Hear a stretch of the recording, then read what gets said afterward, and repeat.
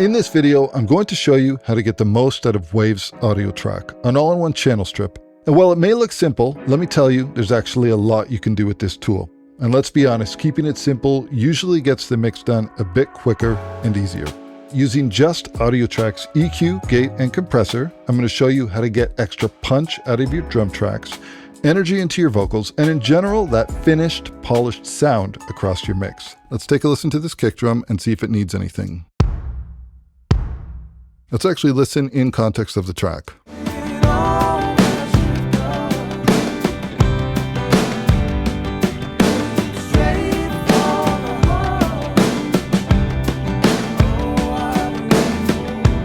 Okay, I've just added a little bit of bottom end and a little bit of top end.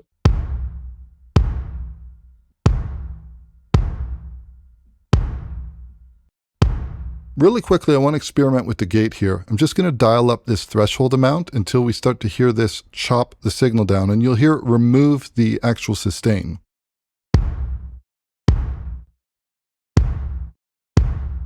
And last but not least, the compression. Simply dial up the compression ratio amount and drag down the threshold.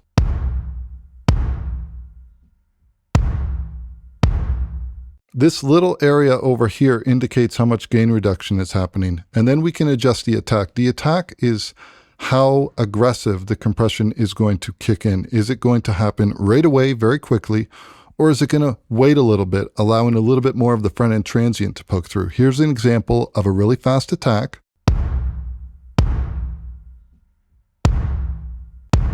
And this is with the attack wide open.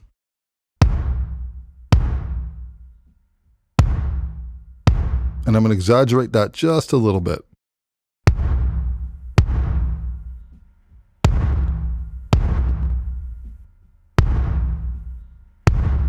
Moving on, let's take a listen to the snare track. First of all, we're going to listen in isolation.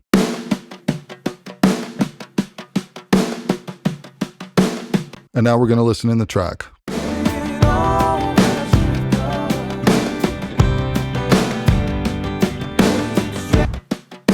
I think this is a little bright, so what I'm going to do is click, hold, and drag this EQ node and just drag this down. Now there's a couple different behaviors that we have. By default, this is a parametric band as indicated over here, but if I want this to have another behavior, this outside node, I can simply click this and then I'm turning this into a shelf. Now this is a slightly different type of behavior in that it's grabbing this point and it's pulling everything from that point further all the way down. So I think this might be a little bit more in line with what I'm hearing.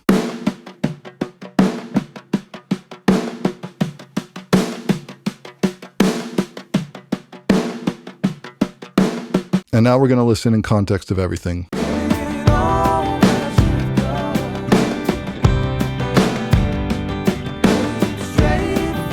Perfect. Let's move over to the overheads. I'm going to solo these out.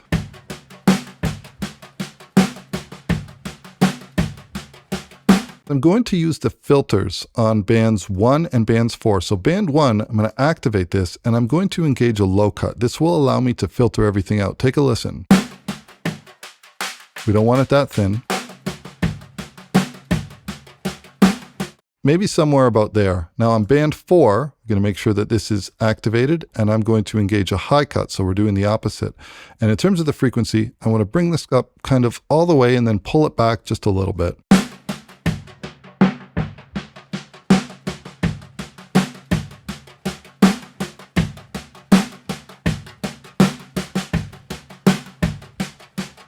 So this is just a little bit of cleanup. I'm taking care to make sure that nothing too low or too high is going through, but I'm getting a good general picture of everything there. All right, now we are going to move over to the bass.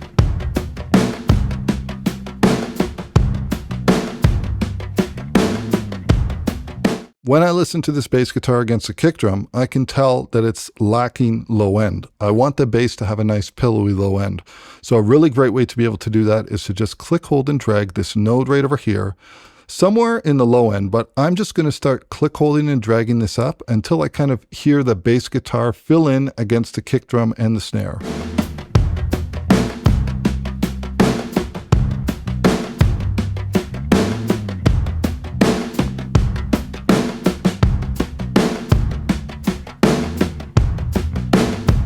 Okay, that's pretty good, but it's a little bit too narrow in terms of the boost that I'm making. This is where the Q can come in really handy.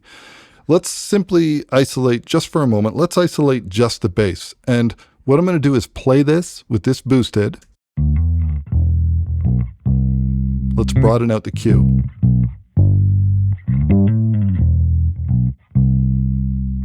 Now listen to that versus what we had before.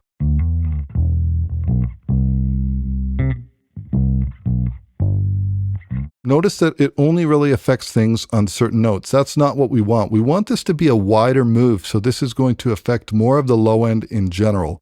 Now we're doing quite a big boost here, 11.6 dB, but the main rule that you have to keep in mind is if it sounds right, then it's right. And also, if we make the adjustment to the bass guitar in context when listening to everything else, then we're in really good shape.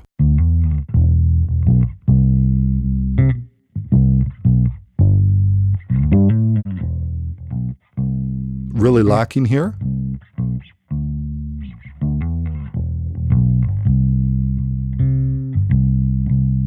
Okay, now that I have that adjustment made, I want to listen to the bass in context of the drums, but also the whole entire track.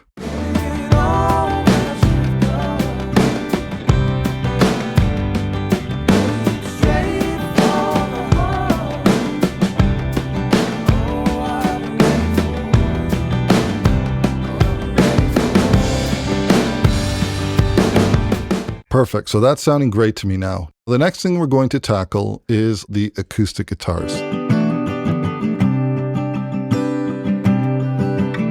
So what I'm going to do here is we're going to start off with a preset. I'm going to go to the preset menu and let's choose acoustic guitar and let's see where that gets us.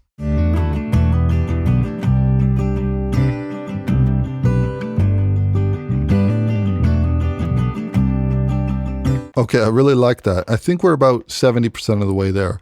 What I'm going to do is on band 1, I'm going to activate this and let's bring in our low cut. And temporarily, let's just listen to the acoustic guitars.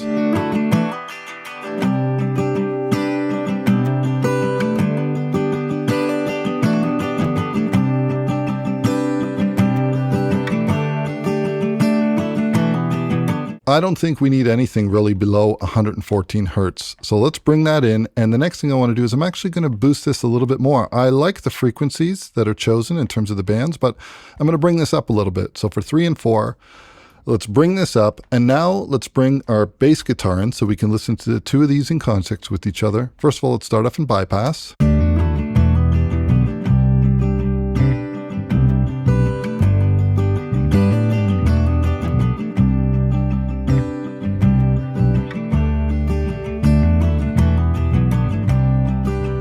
Perfect. Our acoustic guitar is sitting in a beautiful spot right now. Next up, let's take a listen to the electric guitars.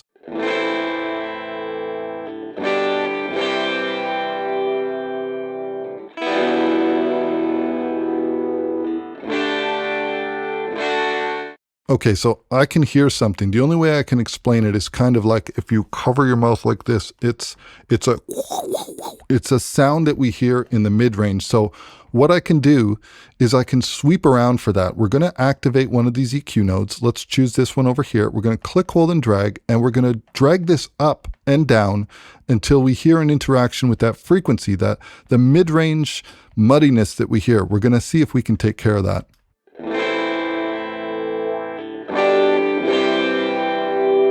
So it's right there. It's around 370, but it's too much, so we're going to bring it down.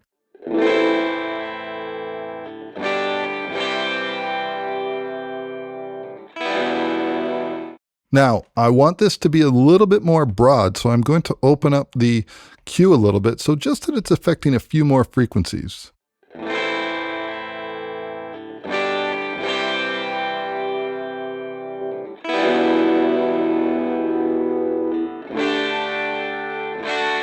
So notice that one small change that we made, that made a huge difference. Let's listen to that against the bass guitar.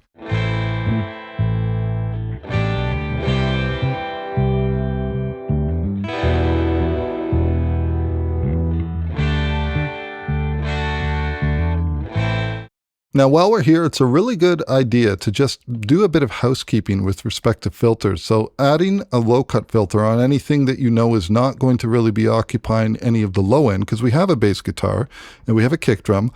Let's dial this up. This guitar is a mid-range element.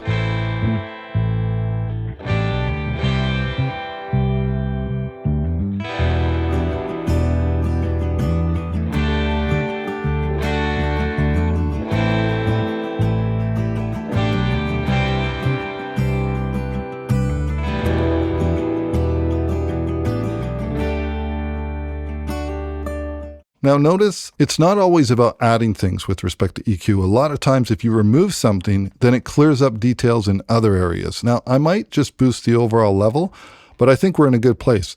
So far, I haven't heard anything that needed compression.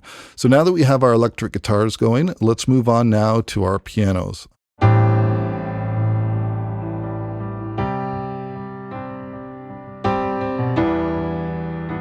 I like the tone of those pianos, but I definitely hear way too much low end, especially if we play these in context with maybe the acoustic guitars and the bass. Try to focus on the pianos and the low end.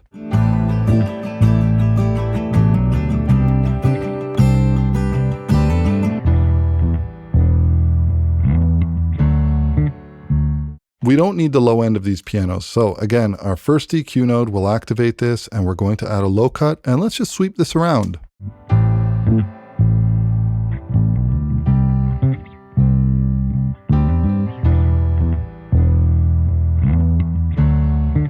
Okay, so that sounds nice. And then maybe we could add something at around 4K, a little bit of top end, not necessarily a shelf, but maybe just a little bit of a bell, a parametric EQ to brighten these.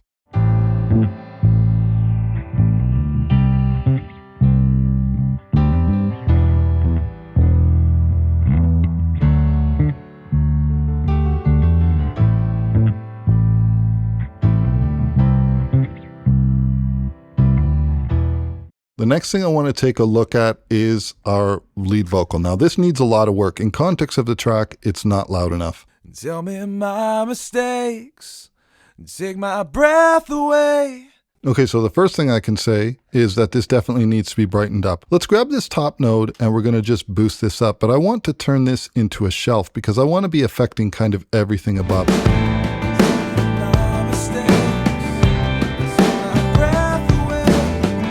Okay, so that sounds good to me now. I actually need to increase the level. Let's just use the output.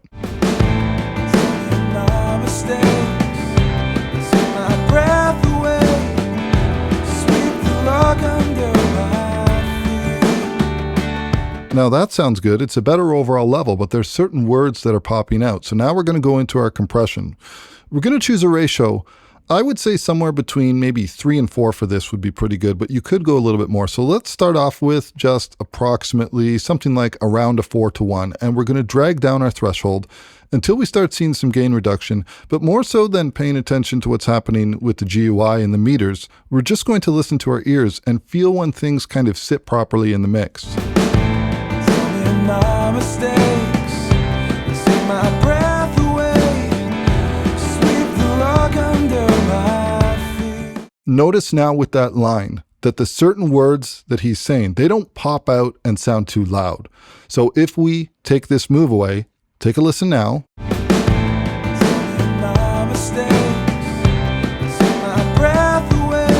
See when he said, take my breath away, but if we pull it down to somewhere around -34, that clamps down on it nicely. Tell me my mistakes, take my breath away. I would say that's perfect. If anything, we could even turn the output up a little bit more. Now, I do hear something in the low end, and a good rule for vocals is that on your first EQ node here, we're going to activate this, and I'm just going to bring in a low cut. We don't have to go crazy with this, but we could bring this to somewhere around 80 to 100, and we'll take a listen to what happens if you go too far.